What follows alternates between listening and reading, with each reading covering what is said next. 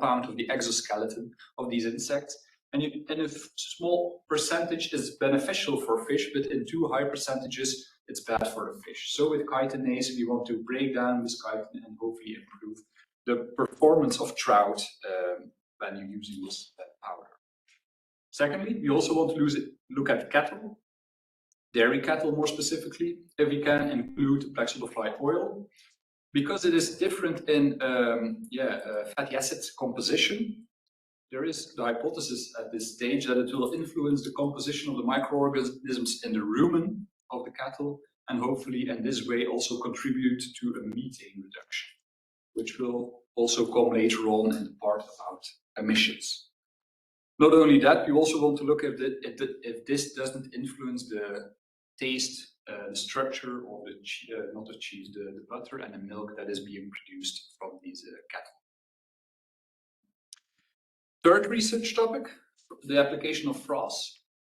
Frass is, as you can expect, very dependent on what you feed the insects and how well these insects perform. If they grow very well, can take up a lot of nutrients from the feed, there will end less up in the frass. And so we want to look at the variability in the frass that exists. And we want to use the frass on the field and also optimize it where it's lacking in certain nutrients by compensating with other sources of nutrients, maybe mineral fertilizer, but if we can, preferably not, but at least optimize the usage of that. That will be done on in potting trials. This is one of a few pictures of one that has already happened in controlled conditions. As you can see at the bottom, there's a lot of variation, and actually from here on, there are frass treatments that increase in concentration of frass being used. As you can see right here, I thought it was 2% of frass mixed into the soil performs better, but it's a little bit more nuanced than that. It's just giving the message that we are still working on it. But then again, a potting trial is limited to the conditions that you set. We also want to look onto the field what really happens, and this is actually an aerial view of with winter wheat, that a trial that has happened this summer, and you can see the variation. That the very light crop, something is going wrong over there.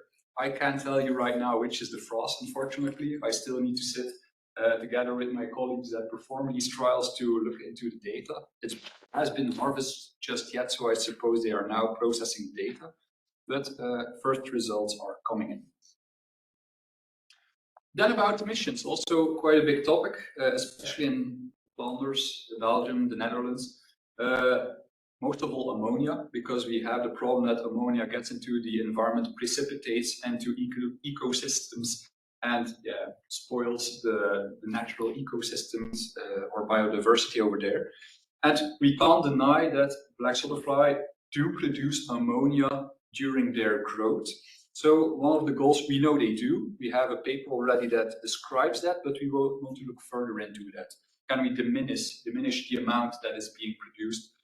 Not only ammonia, also carbon dioxide, methane, with a question mark. It will depend on how expensive the sensors are. So it's still a little bit under discussion. But we want to look into that as well. As I already told, the oil and the influence of that oil on cattle will be looked at as well, onto methane emissions. And also on the frass and the post-harvest, after we harvest the larvae, we end up with this frass, we call it.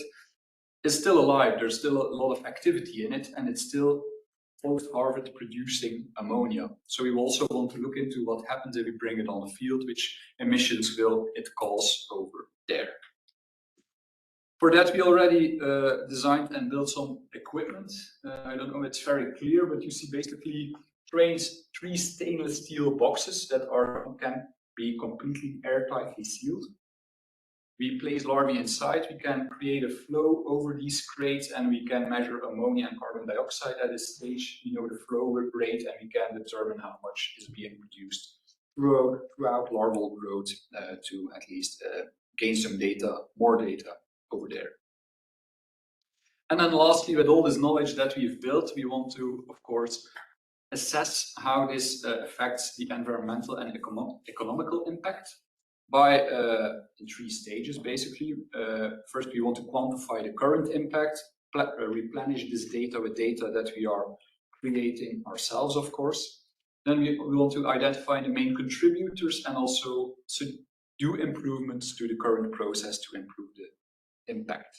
This will be done via a life cycle assessment and a techno-economic analysis.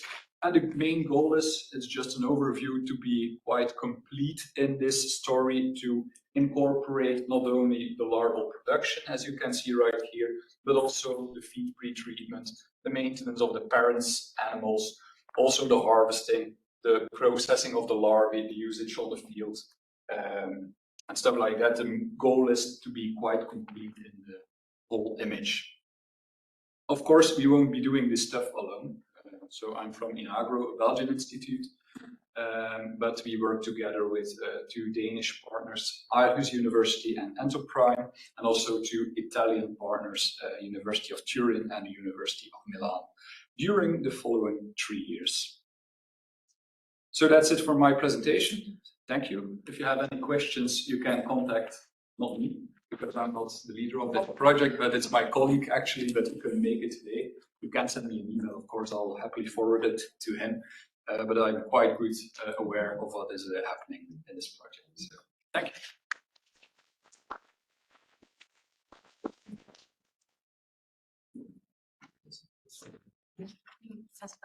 So moderate, and I'll already stop sharing the screen then. The one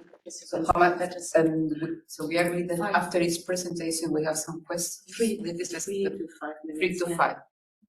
He already covered himself, saying he might not answer all your questions, but we are going to try. Yes, please. I'm interested to know, how long is the larval period?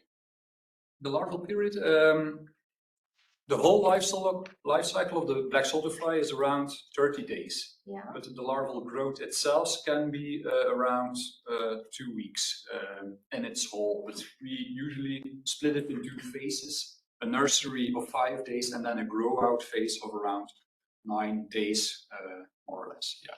So is it the 9 days that actually plays a role in feed versus yield?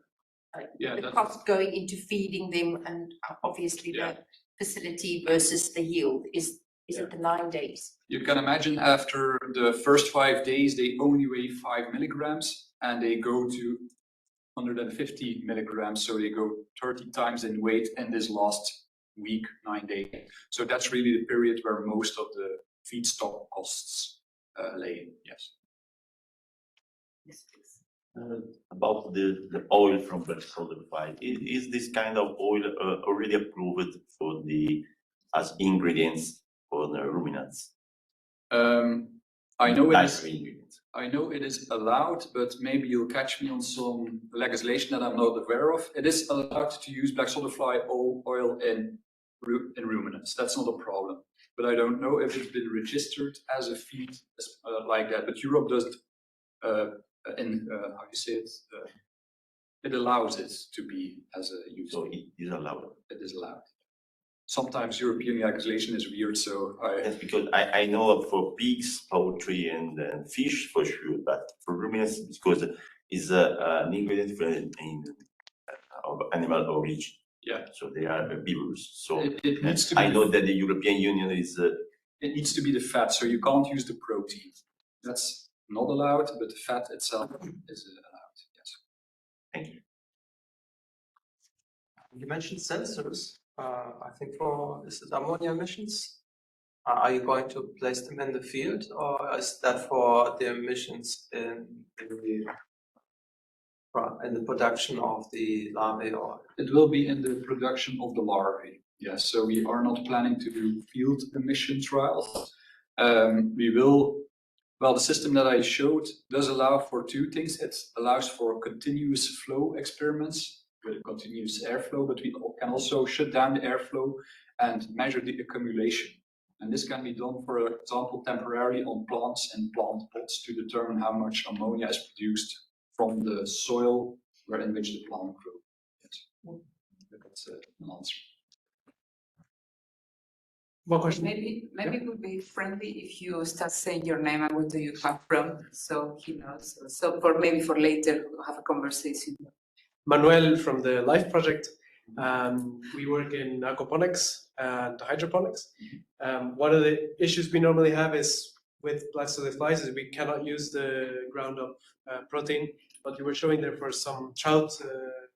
Is that something that's new or being allowed, or what is that? It is allowed already since 2017, I think. Okay. You can use the protein, but again, it's European legislation. You can throw in a live larvae into your pond and feed it to them. You can't kill the larvae first and then give it, but you can dry it and then you can give it, or you can extract the protein and give it. So like that, it is allowed. But of course, a fish needs more than just the protein. It needs to be a whole feed, and you need to mix it with proper ingredients. But I'm not a nutritionist of fish. So. My question was going to be: is your group doing something in what do we need to do to convert it into a food, into a feed, or is you're just looking at the other? It is it will be integrated in a whole feed, yes, as a replacement, hopefully full replacement of fish meal. And you will study that in this project, or? Yes. I think that might be the last question, because then we need to move on to Anita Burger, close to Cape Town, South Africa. What is the benefit of the oil for ruminant feed? The benefit of it? Now I'm getting on a train that I'm not so familiar with, to be honest. I know it's black solid fly. Sorry? Increase the energy density.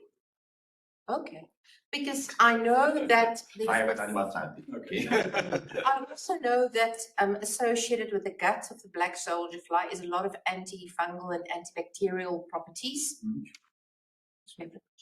That's not in the ruminants, because in the ruminant oil it is destroyed by the bacteria. Yeah. So that's usually we add fat in the diet because we have to increase in some periods of the lactation, for example, the energy density of the diet. That's all. Thank you.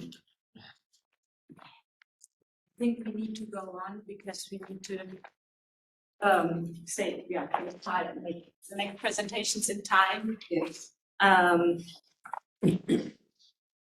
So next will be. We have now Anita from South Africa. Thank you very much for coming from so far away. It's actually amazing because I'm attending a second conference here in Berlin next week as well. So it was such a good, Very good. coincidence. It would, the efficiency was really good. Yeah. Okay. So you talk about MD gas. Yes. So it's also about diversity, and Just that your project was also considered.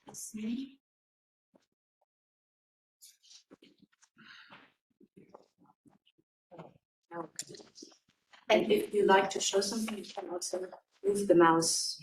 And remember to advance the slides, isn't it? Yes. Yeah. So good morning again.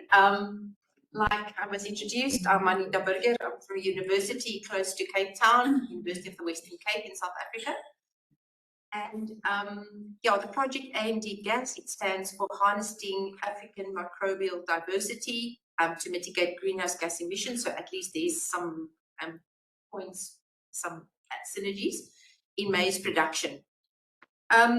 So this project hinges on two sets of proof of concept.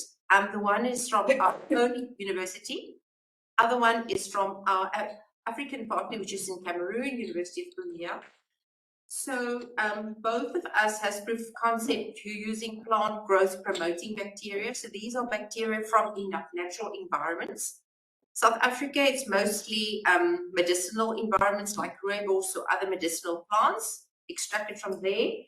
And then based on the properties that are associated with plant growth promotion, like nitrogen fixation, phosphate solubilization, something like hydrophore activity, which chelates metals and actually has been shown to promote plant growth, but also biosurfactant activities. I'm not sure who of you are familiar with biosurfactants, but biosurfactants has many plant growth promotion activities. We're not really sure how it works, but also then some antibacterial and antifungal activities.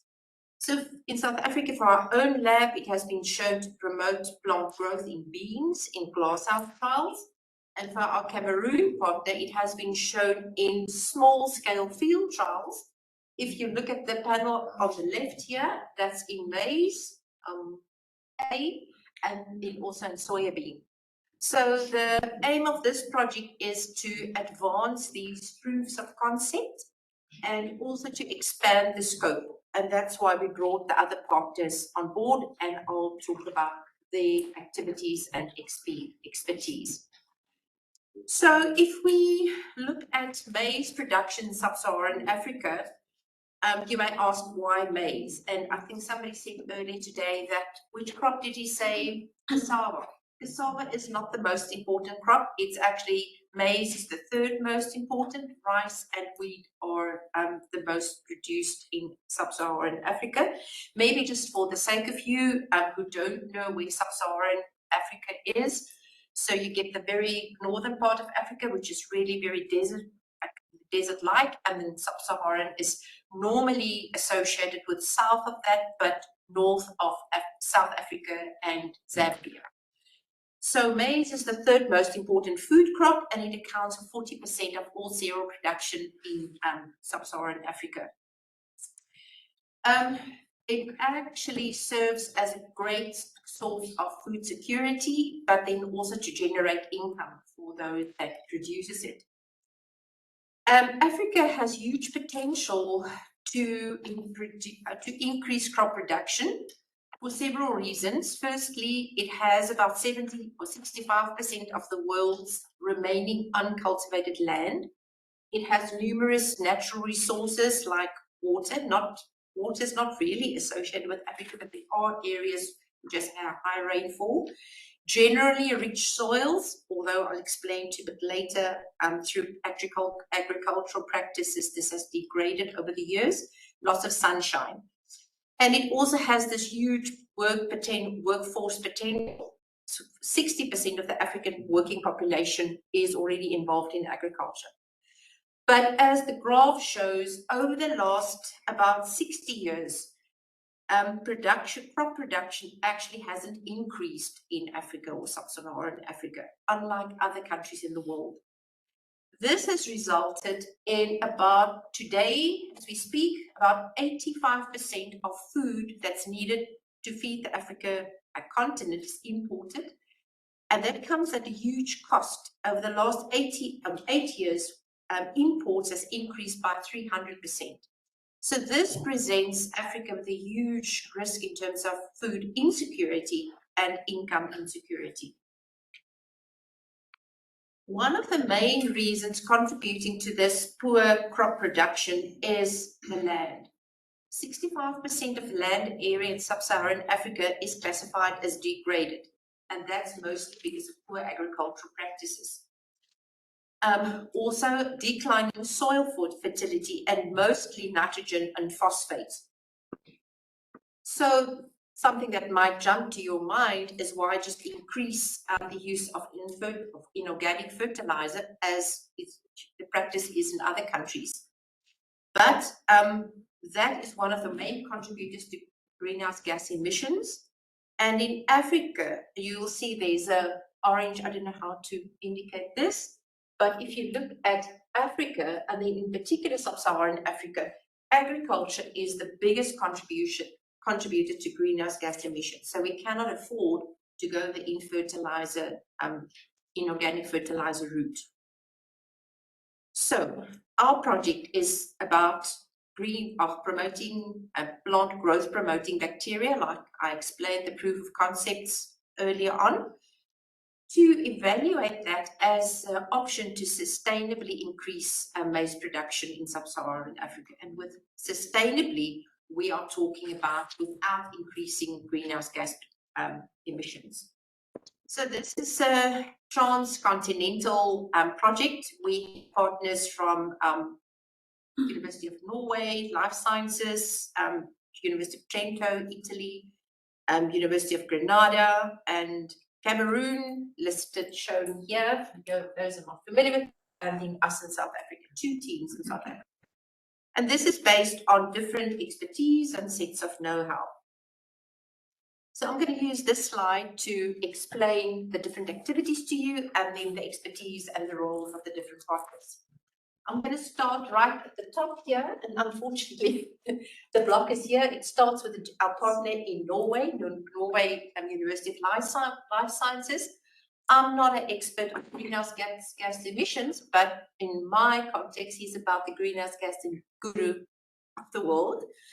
He's worked in Africa, multiple projects where they're actually very, unlike the stainless steel containers Carl just showed us, we are working with very low cost ways to capture and to monitor greenhouse gas emissions in these trials. Different training workshops, both in South Africa, but also in the different African countries. And then back at their facilities for the analysis of the gas emissions and the data generation.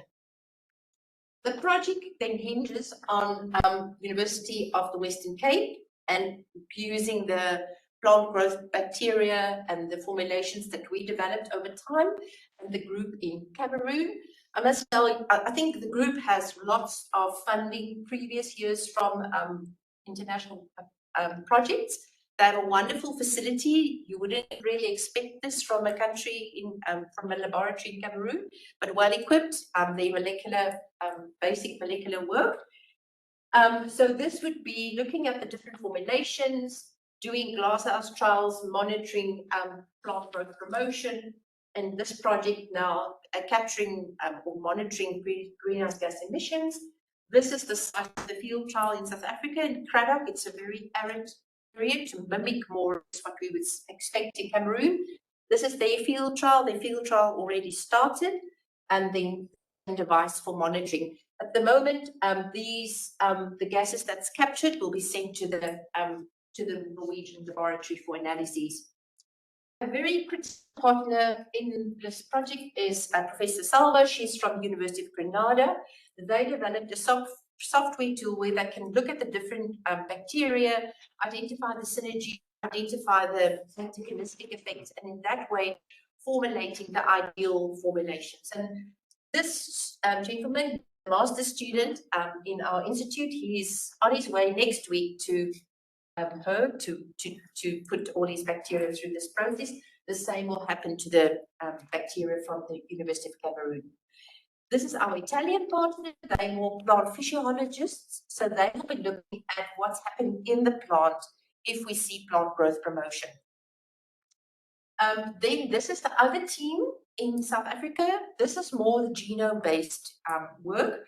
So all the bacteria that we use, the genomes will be sequenced. They have a lot of expertise in biosynthetic pathway analyses. If there's anything novel, we would like to identify the genes involved, express that heterologously, and then maybe if it's novel, go down further product development route and commercialization. Now it's done. How do I do this? Click on the slide. On the slide. Here you go. Expected output. So obviously we want academic output. So the all postgraduate students on the project. Most importantly is a scientific contribution. Although there are literature about plant growth promotion, something that's novel about this project is to look at greenhouse gas emissions, the in situ fluxes. And that would be positive if we can show an increase in maize production without an increase in greenhouse gas emissions. And then also unique is to develop a better understanding of the molecular mechanisms involved in the maize plant's response. Social impact, there's different opportunities for skills development actually to each partner laboratories. It's very imperative, since it's a translation, the research is translational, we need to look for innovative ways to innovate. And through that, I hope that we will be able to identify processes and technologies which we can submit for further product development and commercialization. We also do have community information sessions where we actually like to alert people to more practical or more sustainable agricultural practices and being more conscientious about the environment.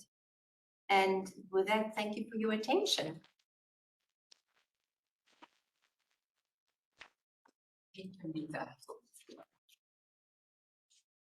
Any questions? I was thinking, are you planning to do a life cycle assessment? Because to see what is the use of energy, the whole cycle, because you are producing the bacteria, I guess. Yeah. So you are reducing greenhouse gas emissions because you Yeah. don't use inorganic fertilizers, but you're producing also something that consumes energy. Yeah, you're right. No, we haven't. We haven't thought about that. No, Right. no. Would be interesting. Because that was also your presentation. Yeah, no, that would be an interesting exercise, especially because you're culturing the bacteria, well, maybe for 48, 27 hours. I can't say it's at room temperature. Normally there's some energy involved. So it would be a very interesting question. Yes. Schmalberger, University of Africa. I'm interested in your plant growth promoting bacteria. Where do you obtain them from? Is it then from soils that are in sub-Saharan Africa? Because if it's Norway partner, do they have to go down to isolate the bacteria, and are they allowed to take them back to Norway? Or are they actually taking bacteria from Norway and bringing them down to South Yeah, Africa? so the only thing that will go to Norway is the gas captured. There will be no bacterial exchange. The only bacterial exchange will be when our student visit University of Granada to study the activities and the synergies and the antagonistic effects. That's the only thing. But yeah, they will go there and come back.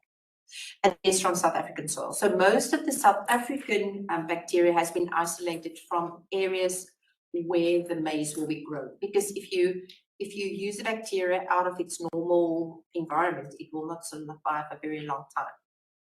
But so they are isolated from the areas that they will be used in. Okay. Hello, Silvio Matassa from University of Naples in Italy. I was wondering about the application of this plant growth promoting bacteria. So do you need to encapsulate them in anything to make them survive? And if so, how many times then you have to apply them throughout, for instance, the season or years? The same field, for instance. So at this stage, we will treat the pips or the seeds with the encapsulated product. Studies have shown that if you can give them a head start in terms of germinating, and also if there's antifungal activity in your encapsulated product, it may actually also increase the viability of the plant. So at this stage, we are going to do studies on exactly how long those bacteria will, stay alive in that area. The maize production time is about 60 days, so we can consider reapplying, but as a foliar product, not again with the seeds and at where the maize is planted. Thank you. Quick question, Manuel again from Luxembourg. These bacteria that you're using, I still don't entirely understand. So you're using them to promote the germination rate, but you also mentioned something about the inorganic fertilizers. So you still have to apply something to the plant to feed on the phosphorus and potassiums and nitrogens. Are the bacteria helping to absorb those from the native soils, or what's the? So we're going to have different fertilizer ratios. We're going to have no fertilizer. That will depend on the condition of the soil which we are going to use. But then I think we're going to have a 25% and a 50%, because in Africa in general, especially in Cameroon, inorganic fertilizer is used at a very low level. So the idea is, firstly, it will help it with the germination, especially I think there the antifungal, and also maybe it's about the biosurfactant and the siderophore activities, just protecting the seed and protecting during the seedling, giving a head start. But later on, it's again actually absorbing whatever is there, either in the native soils or maybe this low dose of fertilizer that you applied. Because all the bacteria will be selected based on the nitrogen fixation activities and also phosphate solubilization. So it's there to maximize the plant's use of whatever is available. Can you be very, excuse me, This is the last question. yes, you can. Do we have an idea about the persistence of this bacteria in soil after the inoculation? Week, month, year? That's what we need to, we don't have the data because we never had a field trial. So that's why this is such an important next step for us. So we will definitely need to understand how long it will be there. I think the advantage is that it was isolated from those soils. So it's they are kind of in their natural environment. That's also why the synergistic effects are so important. If we have a formulation and they are not behaving well with each other, I think their survival rate will be much lower. So that's definitely something that we would monitor. We would like them to stay there. You have different functions, so we would like to stay there localized around the roots to be there. But yeah, we will find out soon. Thank you very much, Anita. So we go now to online presentation. Yes. Oh, sorry. So, Maria, can you try to share your screen and switch on the microphone?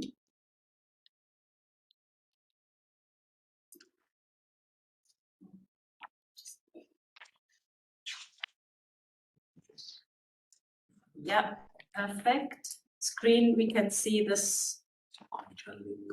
No, it's not in presentation mode yet. Yes, I'm going to do so. Okay, but we can hear you. Yes, and I guess you can see now in presentation mode. It's a bit slow. If you can see my video, you see that it's still. So, is it better now? No, not. But maybe I can increase this, and then it might also work for us. Yes, but you already see the slide. Yes, we can already see the slide. It doesn't change when I change them, which is strange. Let me.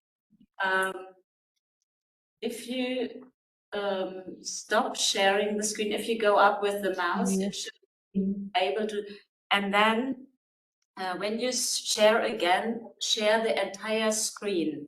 It asks you if you would program to share, but please share the entire screen. Entire screen, yes. And then try to go to presentation mode again. Yes. Yeah, perfect. Now it works. Yes, and please just go one time yeah. Okay, perfect. You're on. Okay, so I will start to not create a delay. Good morning, everyone. So I'm Maria Rita Palatella, and I apologize to not be there with you today, but I still wanted to present as a project coordinator live. It stands for Climate Resilient, Water Efficient, and Self-Sustainable Agri-Food System. In this project, we want to address the big issue of climate change. So this is now affecting all of us in all the country, and I can bring here the example of Luxembourg. So we are having more and more extreme weather event. In 2021 we had the flood. This after extended also in Germany, if you remember. This is a picture from the village where I live, and then the next year we had exactly the opposite situation with the drought and a lot of water stress. So agriculture and agri-food system are strongly impacted by this change, and it is clear that we need to find a new way of producing, of ensuring food security for everyone. And we have identified the greenhouse, and in particular hydroponic farming, as a resilient solution, because of course we can control the environment, we can control climate and temperature, humidity inside the farm, and we can improve food security. But another important aspect is the efficient use of water resources. So we can, of course, benefit of the rainfall. We can harvest the rainfall and use it to irrigate.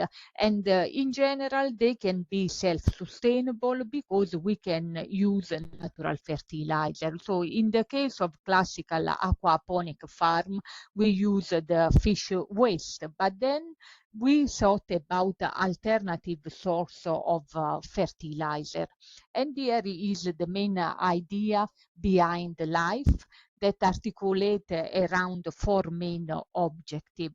So the first objective is about transforming animal manure in hydroponic nutrient. Here we are not making any selection. It can be any type of animal manure.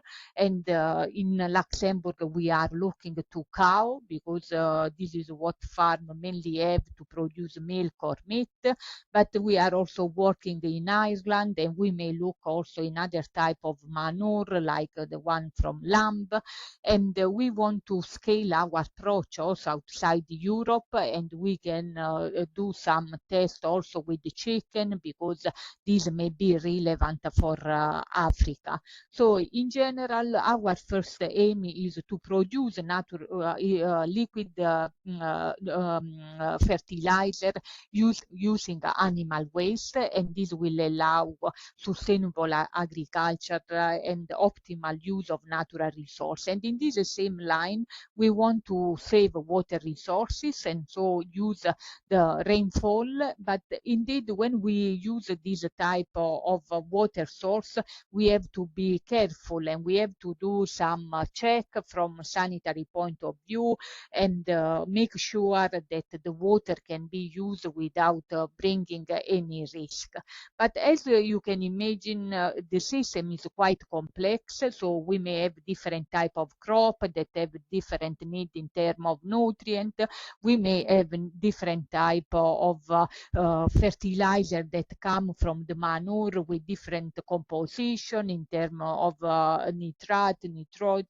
And so we need to control the system. We need to monitor it. And for this reason, the third object of the project is to develop a digital twin of the entire farm, where we can control the different phases, and we can have a feedback loop to adjust any parameter and ensure that higher production with lower cost. And while we have a lot of research done at low TRL in the project, we want also to have a prototype. This was highlighted in the keynote speech. It is very important to have a prototype to deploy, to test and verify. And we will have a pilot farm in Luxembourg, in the Feschaff facility of Manuel. And we will do a feasibility study where we can test that actually it works and it is feasible, but we will also study the acceptance from the stakeholder, because we need to see, okay, is the system really bringing benefit, or we are just increasing complexity, and in the end we don't gain much because maybe we don't produce enough fertilizer from a large quantity of manure, or for the farmer there is a higher cost rather than being able to produce more and faster. So all these four objectives translate in this system that may look complex, but it is still a nice picture that reproduce all the different phases. So we start from the animal waste that is, of course, transformed, and here there is a process, and we can have a different technique. And so in our case, we are testing aerobic digestion, and this is something where you can ask more to our partner there in the room. And then once we have these local nutrients, some liquid fertilizer, they will be, of course, still improved with the addition of whatever is needed in order to feed them inside the hydroponic farm. And in the hydroponic farm, we want to test different type of crops. It can be tomato, lettuce, strawberry, and find the best match. What is the most economic, profitable to grow using this type of fertilizer. And then, as I said, we do also some water quality check on the rainfall that we collect.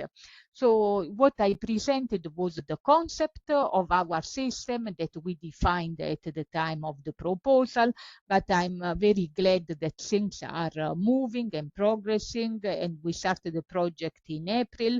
But as you can see in this picture, we are already going from the conceptual to the physical architecture, so real implementation. So we are working with this company, Feschaff in Luxembourg, that has a hydroponic and aquaponic facility. And as you can see, we started deploying our IoT devices in order to monitor the condition in the farm. And this is what you can see on the right side. And then we already also started the trial of the manure transformation. And you can see here the cow that are next to the little hydroponic site, and on the bottom you can see this Amanda system from Feschaff to transform the manure inside the liquid fertilizer, and in the middle you have the water capture system. So just a few more words about the IoT devices. So as you can see here, even though the project is focused on hydroponic and we want to use animal manure coming from cow or pigs, chicken, we would like also to make a comparison with the classical aquaponic that are based on fish manure. And so we are doing some initial testing and comparison between the two, and we have installed some sensors that are able to monitor temperature, humidity, and CO2, and we have deployed our own IoT network using LoRa technology. We are deploying and collecting, after the deployment, we have been collecting this data because we want to create a neat map to know what are the conditions in the farm, and then be able to automatize some operation that can be, for instance, opening the window to refresh the air, and of course adapt the condition also to the weather condition outside. So everything is ongoing, is in progress. As I said, we are also doing the sample of the rainfall, and we started also doing some tests and analysis on the manure and the transformation process. We expect that our project can have a valuable impact, so we believe that we can help enhancing the fertilizer efficiency, and of course we want to reduce the use of chemical fertilizer. We want to improve the use of natural resources, and in general we want to help the farmer in going through the digital transition, because thanks to the digitalization they can take a better decision. We can help them in producing more faster, and in general in our approach we want to implement the circular economy, and so going from the manure to the final production of food. So in the project, we will exchange with different stakeholders because we use a research practitioner policy collaboration, and we will exchange, of course, with farmer, the one producing manure, but also the one transforming it, and very important with the policymaker, because of course there will be for sure a regulation to put in place, and we need to talk also to consumer to know if they will buy this product or they will be concerned from the way that it is produced, and with the hydroponic entrepreneur as well. So this project bring together a very interdisciplinary team.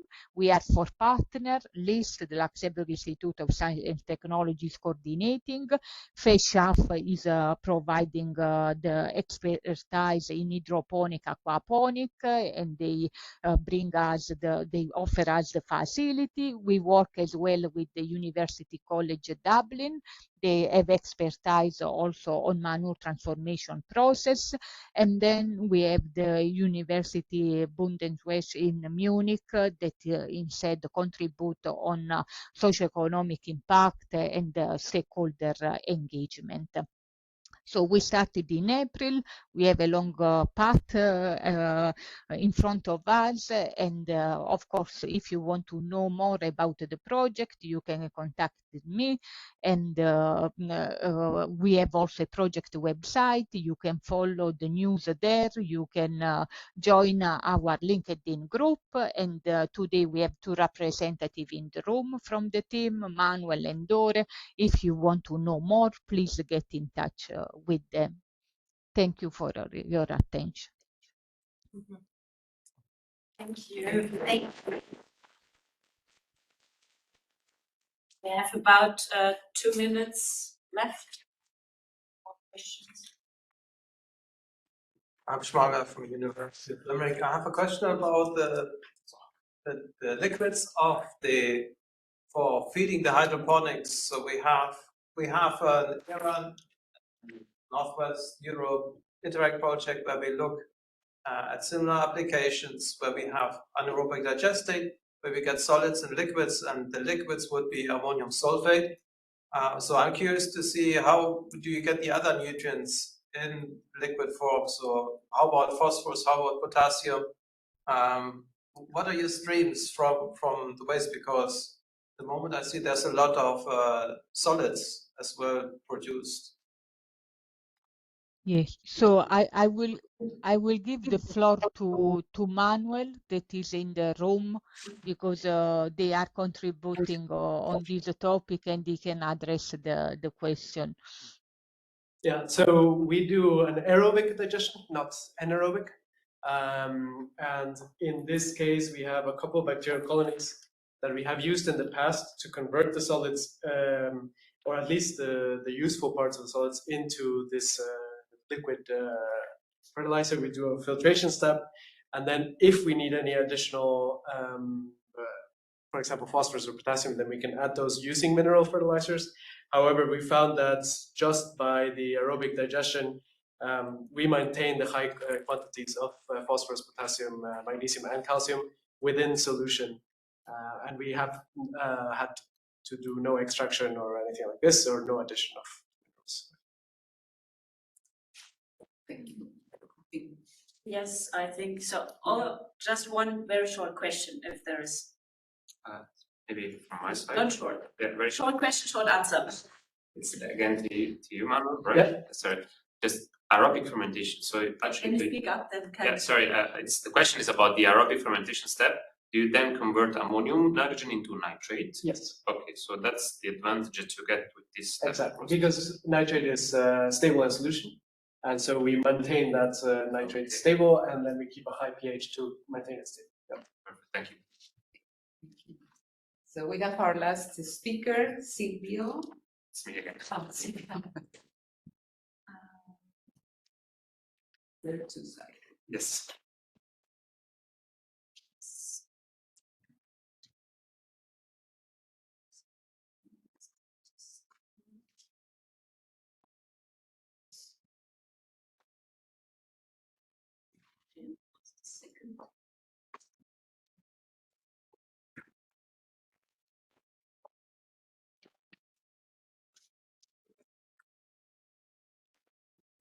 to microphones on. So all yours. Thank you. So good morning again, everyone. My name is Silvio Matassa. I work at the Department of Civil Building and Environmental Engineering of the University of Naples, Federico II, and I am then from Italy as well, coordinating the dairy recycle project in dairy waste and residues upcycling into microbial protein. So getting back to what we discussed already during the pitch, what are the challenges that we as global population we are facing in the next future? We, as we all know, are growing in number of people. By the end of the century, we'll be reaching about 11 billion people. And not only this, but also the type of socioeconomic dynamics connected to this phenomenon, like, for instance, increased well-being, so more people having more, being richer, and also moving to mega cities, changing their food habits. And this basically results in the fact that food demand in general will increase, and specifically the increase will result in a higher protein-rich food demand. So we will need to produce more protein. And this is clearly indicated, for instance, from this graph, where we see that animal protein demand will increase and almost double for some of these sources by 2050 compared to the beginning of this century. So overall, taken together, compared to current production potential in terms of protein, by 2050 we will have to increase this by about 80%. So the question is, how can we sustainably fill this gap? As we all know, conventional agricultural practices have resulted in a high impact on the environment, so we have to find solutions. One of the best examples of a conventional, very important protein supply chain is the dairy sector. The dairy sector, nevertheless, is also depending largely on, for instance, external feed protein imports like soy or fish meal, like other agricultural livestock sectors. And this, of course, causes issues, for instance, in those regions where these vegetable and animal protein are sourced, like South America, resulting in deforestation, biodiversity loss, and greenhouse gas emissions. Not only the need for protein-rich feed, but also the fact that the dairy sector produces large amounts of waste and residues. This type of waste are, for instance, produced during animal rearing, livestock production, and include, for instance, animal manure, which is highly rich in nitrogen and other nutrients. In terms of nitrogen, if you have animal manure or digestate from anaerobic digestion processes, which is often used to treat this manure, you can calculate that about 52 megatons, million tons of nitrogen every year is produced by means of this type of waste. At the same time, by looking at the processing of milk to produce dairy products, we there have another big amount of waste and residues, namely, for instance, cheese whey or cheese whey permate. So the look and the research about alternative protein sources is actually ongoing since a while now. It is involving, as we have seen before, for instance, insect protein. It is involving cultured meat, as we all know, but we are focusing on a different type of alternative protein, which is microbial protein.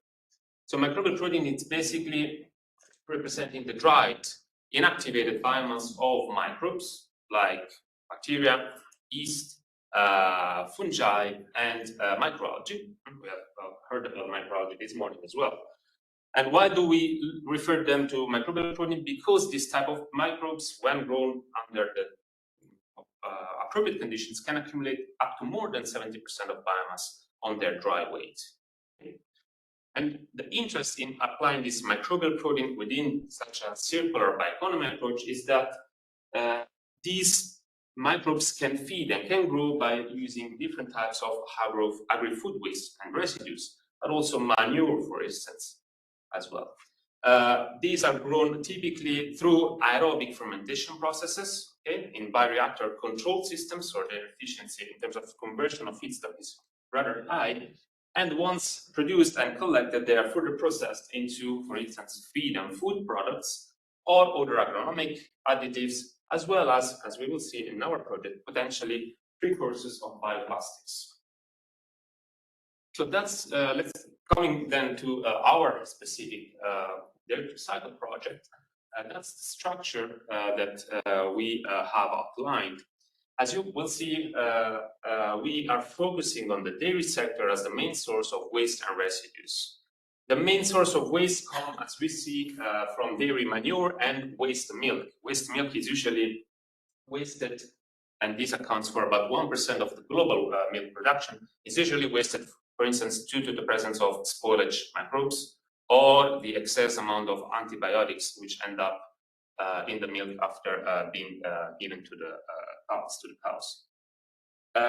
Treating this through, for instance, anaerobic digestion gives the chance to have a liquid digestate rich in nutrients, which we, together with other share of waste milk, treat through a series of biological and physical-chemical processes, basically with aim to recover carbon and nutrients, as well as concentrated nutrients, to be then fed to the microbial protein production step, together with other potentially feed grade or food grade residues directly coming from the dairy processing step. The microbial protein production step, as we said, occurs through potentially different microbes, and we in the project are focusing on these ones, so bacteria, yeast, and filamentous fungi. Some of them also growing potentially under so-called extremophilic conditions. So, for instance, high temperature, very low pH, or high salinity. And this actually gives to the produced protein also additional features like, for instance, osmolytes, carotenoids, and so on. Vitamins. Then, of course, the idea is to assess their potential for feed and food applications, or also for the production of innovative protein-based biopolymers to be again used in the dairy sector, for instance, as a food packaging material. So these are, again, let's say, summarizing most of the objectives, the main objectives of our project. So first, we start with the idea of recovering a contaminant-free carbon and nutrient source. So we have said we have waste milk and digestate which are contaminated. So the idea is to recover these nutrient sources and abate the contaminants levels. Then the idea is to upcycle this into high quality microbial protein. Before getting off the process line, we also aim to enhance anaerobic digestion to use part of the energy and heat produced to sustain the upcycling process of the microbial protein production. And then eventually we want to look and validate the use as feed and food, or again, as we said, as a techno-functional applications such as protein-based biopolymers. We aim also, by the end of the project, hopefully to get to a scaled up production, and we will apply techno-economic and LCA, techno-economic analysis and life cycle analysis to evaluate the best system level solution. So some of the preliminary results, we also started only about 6 months ago. So we are working since a few months on this, but some of the partners already started providing nice results. This is what our German partner, the Fraunhofer Institute is doing on the recovery of concentrated nutrient solutions from anaerobic digestate. This is a bit complex scheme, but basically what you have to get is that they are working on dairy manure, which after anaerobic digestion is separated into solid and liquid phase. The liquid phase is where most of the nutrients are, but also contaminants might be present. There is here a biological process that converts ammonium to a nitrate, an aerobic process, and also filters the digestate, which is then subjected to electrodialysis to obtain, as you can see here from this dark liquid solution, is very transparent nutrient concentrate, up to 5 to 10 times concentrated in terms of nutrients. This is then further treated through an activated carbon filter to remove any potential additional contaminant present in the nutrient solution itself. we are also working at the moment on another waste, which is waste milk or spoiled milk. And we are doing this by applying a specific process called hydrothermophilic dark fermentation, which basically uses bacteria able to work at temperatures above 70 degrees. Why are we doing this? It's basically because, as we said, waste milk might have spoilage microbes. So the first thing we should do to enable its use further in the microbial protein production process is to remove contaminants of biological origin, so pasteurizing. We're also learning that in this way we can decompose some of the most complex organics in the milk to ferment them into organic acids, more simple organic acids, which will be then more easily upcycled, assimilated by the microbial protein production process. This is instead the work of NMU in Norway, so another collaboration from the same university that we have already seen before, and another group who is working on their high throughput screening technology through FTIR spectroscopy, basically to screen a series of yeast cultures and see which is the most promising one in terms of protein accumulation through dairy residues. As you can see, they have a screen already, a few of them, but they will keep this ongoing as their platform is very, very advanced and can screen different strains, conditions, and substrates very fast. We also have the chance to have involved in the consortium Tine, which is the largest Norway dairy company, and with them we are looking at which of the substrates that are residual from the milk processing can be used in our project. At the moment, we have identified excess cheese whey from cheese making, as well as the so-called mixed phase, which is basically the water phase that comes from the rinsing of the facilities when you produce milk or you produce other milk derivatives. Finally, we have already done some preliminary work on what we have already introduced before. This is actually a collaboration which is ongoing on another project with the Royal Institute of Technology from Sweden, where we have used microbial protein produced from excess cheese whey and recovered nitrogen from digestate to produce this kind of protein-based biopolymers. At the moment, they still show poor mechanical properties, but promisingly, they have a high biodegradability under anaerobic conditions and also a high biogas potential, so fitting the overall idea of our project. Our project is made of 7 partners, 4 academic, 1 research center, 2 industries across 6 countries. As you can see, we have us in Naples, University of Galway in Ireland, Fraunhofer Institute in Germany, King's College London, NMBU in Tine in Norway, and NFRBio in Finland, which is the second industry involved, and basically a startup company working on fungal fermentation. We would, of course, need more stakeholders, and we are looking into dairy farming companies, but also in the bio-based sector for feed, food, and bioplastic producers. In the next steps, very briefly, just working towards the objectives that we have already shown, we would like to complete the development of the nutrient recovery and contaminant removal processes, screen more microbes to apply them into the upcycling process for microbial protein production, and of course also mass anaerobic digestion for nutrient and energy recovery. Finally, towards the end of the project will also look into the modeling, life cycle, and economic assessment, and in the scale-up industrial relevant conditions.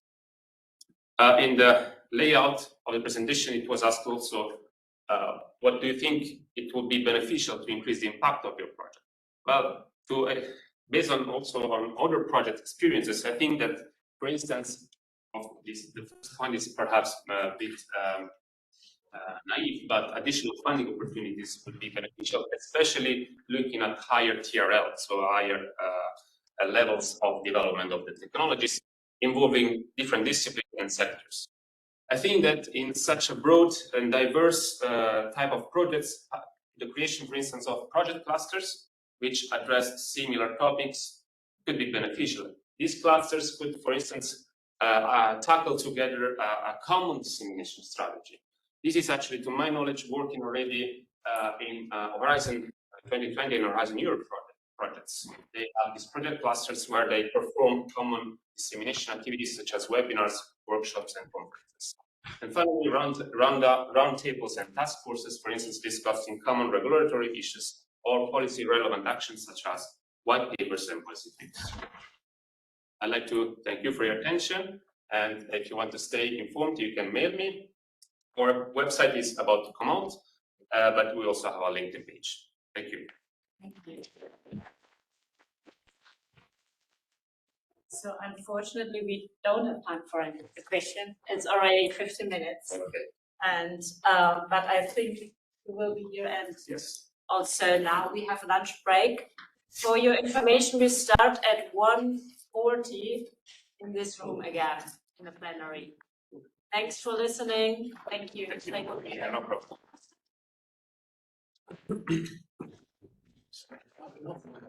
Yes.